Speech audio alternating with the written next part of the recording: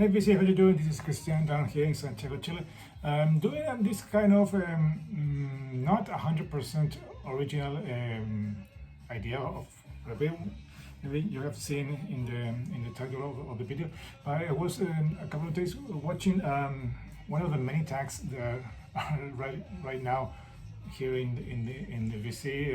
There's many CD tag, cassette tag, prog tag, metal tag, vinyl tag, the official, the one and only, the first tag. But there's one I've seen that has been done by guys in the UK.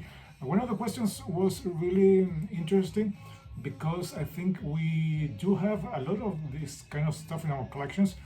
It all depends if you are a completist or you are just a fan of some records or from some artists or bands or I don't know. Show a couple of things where a couple of albums, cassettes, CDs, records, I don't know, whatever.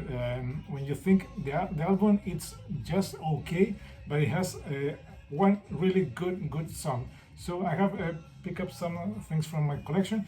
I'm going to show you the ones I think they are kind of okay, maybe bad and just albums, but they have one good song that makes it worth. I don't know, keep the album in your collection, or in many cases, if you're a completist, you need to have everything from the artist. It doesn't matter if it is good, bad, or just.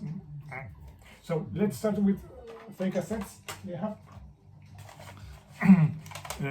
This is a band that had a previous phase in the career that it was really unknown to many of us.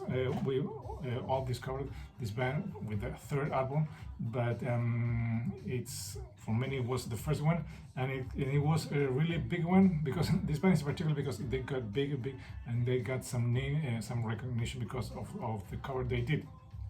But in this second album, they try to do the same thing, and it's not that good. This is, of course, I'm talking about Quiet Riot, and this is their second. Sorry about the clay. This is their second, major release. This is the fourth album. This Condition Critical. Here we have another cover. Mama, We're All Crazy Now from. Slate, I don't know if you can see it, and the rest of the songs are okay. I only enjoy completely. They have another good, maybe kind of okay song like Party All Night. I think they released that one as a single with a very goofy, cheesy 80s video. But I think the best track in this album is the first one. Is this. That number one is Sign of the Times. I think that's the best one, and the rest of the album is just okay. Next, what do we have here? This is a band that you can point them as a band that have had many changes in their style in their career. They started in the early 70s, in the late 70s, yes, around 75 to 78, 77.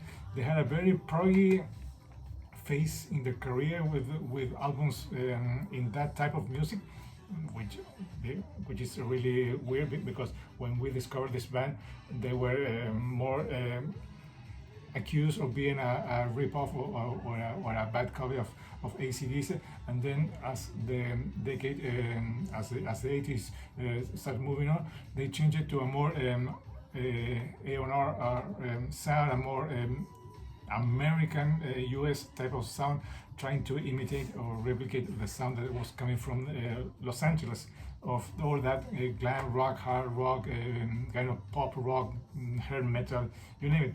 And this is Crocus, and this is Change of Address. This is I think in this album they were already as a four-piece band. This one on the Blitz, you can tell the band was really moving into that type of music, trying to leave left behind the sound of their previous albums, Headhunter, Metal Rendezvous and Hardware that were more leaning into hard rock, kind of heavy metal, but not tough one, not really heavy, or not as the new wave of British heavy metal with some touches of course AC/DC, mostly because of the way Mark Storage sings. But this is not that good.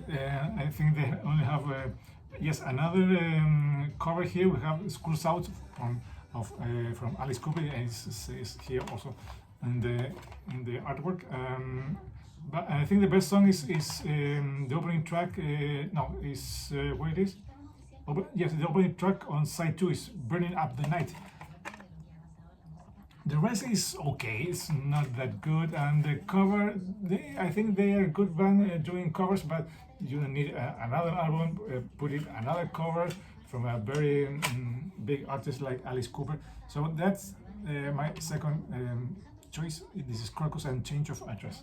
And finally, for the cassettes, this is a from the classic era of this band. This was a major impact on many of us back in the day when we discovered that the main guy was leaving the band, and he was replaced by a US singer.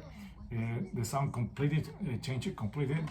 You can tell the band was trying to embrace the US market with this release. Although there are some good songs, you can say they are not bad, but it's not what we wanted.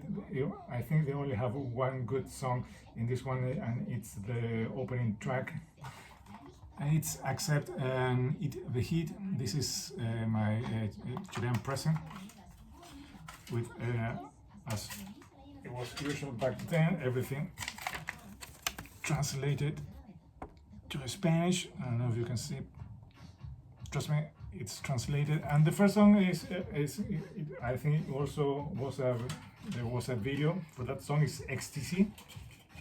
It's good. It has a good solo by Wolf Hoffman, but the rest of the album, it's not what we wanted of Accept back then. Of course, they have two new guys, Dave Reese. It is Dave Reese and a second guitar player.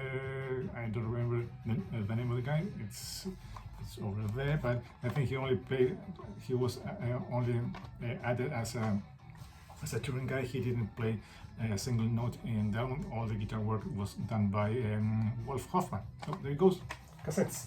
Now let's go with the CDs. Here you have 6 CDs. They pull out from my shelf. You can tell, yes, 6. I think I'm okay with this one. For many, this band only have put out 2, maybe 3 good records.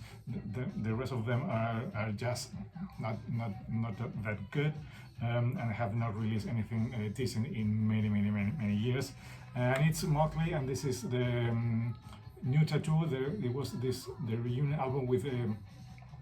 No, sorry, this was the only album they did without Tommy Lee. Randy Castillo is playing the drums. He's an awesome drummer, but it's not a good album in my opinion. Good song, Head on Heels, you can say it's a good, but the rest they are trying to go back to the 80s sound, but I think something's missing. I don't know. It was the magic of the first 2 albums, and something missing. Something sounds fabricated. Something sounds like they are trying way too hard to replicate that 80s sound. So to me, just an okay album with a good song. They have the 3 original guys, but with the late Randy Castillo on drums. So New Tattoo. Next, this is their 3rd or 4th album, when they replaced their guitar, one of the guitar players. Yes, and this is Jane's Addictions with Stray. This is from '93. If I'm guessing, because I can see a single thing of the font is way too small. The name of the album is Stray. This is it's lackluster in my opinion. they are again they are trying to do the things they did in the first two studio albums, and they're awesome. And I think the only good song is the single they released, and it's Just Because. That's track number, you can see shit, track number 2. That is super small, but trust me, it's not a good one if you're a Jane's Addiction fan.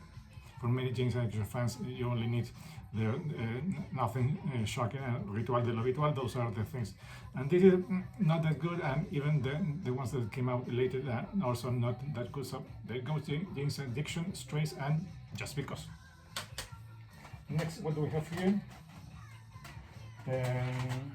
Too many fans of this band. This is one of the weakest in the studio catalog, along with some other stuff. This to many die-hard Kiss fans, this is the disco album.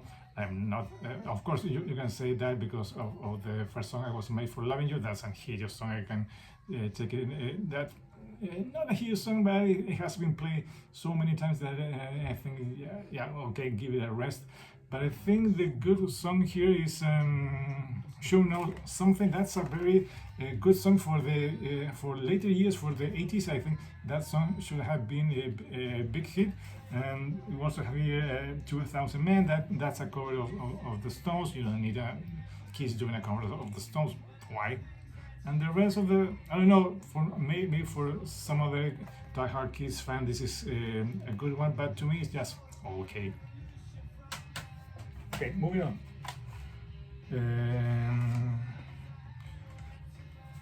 During this era, I don't know when you can say this band has been as a revolving door of guitar players, bass players, and drummers. You can only rely on the creativity of the main guy, the singer, guitar player, and the owner of the band. In this one, even the artwork is not that good. The title album is not that good, and I think it only has one good song, and it's Megadeth and Super Collider. And to me, the only good songs, I'm not consider the cover they did. It's track number 11. That's a cover of I think Lizzy. It's called Sweat. But I think the good song in this album is number 1, Kingmaker. It's not very original because if you listen to the previous two albums, it's kind of similar. It's kind of samey. But I think that's one of the good tracks in this album that saves this whole album from being a total disaster of the band. So there goes Megadeth and Super Collider. Okay, moving on. This is a band I only have one record, and I think it's I haven't not listened to this one in many years, because when I listened to this I give it a couple of tries and I thought, no, this is not my kind of music. That one is not. It's too boring in my opinion. I only have one good song. I think it's track number 7 if I'm correct. It's Dragon Force, and the album Inhuman Rampage. And there are the guys. I think they are a love or hate band. In this album they have the guy that was hired for a brief time in Skid Row, ZB Fit, if I'm saying his last name right. And the only track that I like is track number 7, The Flame of Youth. That's a good one because they did something different. They play not as fast as they play always, with guitar and solos, melodies all over, playing super fast, like almost if you're listening to a record on a higher speed. But on that track, track number 7, The Flame of Youth, I think they did something original. They played a little bit slower, and I think it's a really good song that saves to me this whole album. So there it goes, Dragon Force and Human Rampage. And finally, for the CDs, this is the first album Sepultura did with Derek Green on vocals. This is Nation. too many songs. I know this one comes with 5 bonus discs. Sorry, 5 bonus tracks. 15 songs and 5 bonus tracks. That makes 20, way too much. And I think the only song I like in this one is the first one, Sepul Nation. Too groovy, too. It's taken what they were doing with Roots, but one step forward, and it has something to do, of course, with Derek Green singing here and not Max Cavalera, where I used to Max voice. Igor was still here in the band, and of course Andreas Kiese on guitar. I can't remember who's doing the bass duty, but this is again for many fans of Sepultura. This is not what many fans were expecting. Of course, seeing Max leaving the band was a huge surprise. And coming Derek Green, a really unknown guy for many of us, and singing even harsher, more in a different kind of harsh way that Max was singing, was a thing that many of us did not accept that well, and this is not a very I don't know, very well created album in my opinion. Too many songs, too 90s for many of us, as we're remember what Sepultura was doing in the 80s with their first 3 or 4 releases. So there it goes, Sepultura and Nation. And finally, just 3 records, because this video is already taken so long. I think this is one of the most obvious thing that I could pull out from my record collection. This is Queen and Hot Space, the kind of What Are You Thinking album the band did. Of course, the most acclaimed and best known song from this album is the duet they did with David Bowie, Under Pressure. There are a couple of okay songs, but like Bad Jack and Action This Day and Put Out the Fire. The rest, no, please no.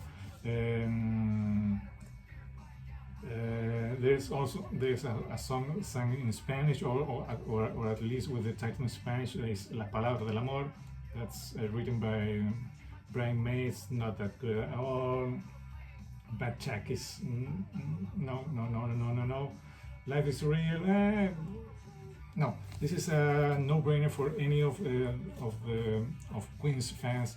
If you don't consider Made in Heaven as an official 100% studio album, this is always at the bottom end of any list if you're ranking Queen Studios album. And of course, the only song that saves or make it not as a huge mistake is Queen is Under Pressure. Next, let's go with this is a band I don't know that much. I only have this one, but they are constantly named as a good US kind of proggy band with some kind of pump a sound that makes them kind of unique. And they were on a roll, releasing good albums that keep growing their fan base, but some trouble started to appear in the band, and then it came out with this. This is Kilroy. Kilroy was here, of course. Sorry, I'm talking Styx, and Kilroy was here. Mr. Roboto was the big song, but it's kind of I don't know if how it feels for the diehard Styx fan when you hear that song for the first time, knowing their back catalog. And there are some good songs in this one. Of course, this is a gatefold, but only one good song. What's the name? So I can find it. Maybe it's Heavy Metal Poisoning, the good song that I like in this one, but it's kind of a forgettable album in my opinion. This is when a band tries too hard to be smart, to be clever, and it doesn't work out at all. I think maybe one or two songs saves this album from being a total disaster. So there goes Styx and Mr. Robot. And the last one is the third album in the studio career. The main thing with this album is that it's hard for a band when the most important song they are remembered for any release is a cover. That means something is not doing well in this album. The rest of the songs are okay, or maybe the cover you pick it up is that famous, that important, that good that it's overshadows all the rest of the songs you are releasing with the cover. And this is White Lion and Fair James, sorry. Also here in the hype stick you have includes Little Fighter and Cry for Freedom. Those are the two original songs, but of course we all know that the most important song in this album was Ready to Love. Little Fighter I think is the best song in this album. The rest is kind of same. It's in them going with emotions. They are not being very creative. They are trying to replicate everything they have done on the previous album, the Pride. That's a good one, but not as good as their first album. Fight to Survive. This is a okay album. Again, in their short career, they only have 4 studio albums with the classic lineup. Of course, Mike Tramp, Vito Bratta, James Lomenzo, and Greg D'Angelo. So that's what I think about this album. This is a okay album with one good song, Little Fighter, and one cover that overshadows everything else in the release. So that's it. Those are my choices. What do you think about them? Maybe I'm completely wrong, and you think no, you know what, that album is great. You're missing. You are listening to the wrong track. I don't know. Or maybe there are some other albums that you can show from your collection. So this is me saying goodbye. This is Christian down here in Santiago, Chile. Till next time.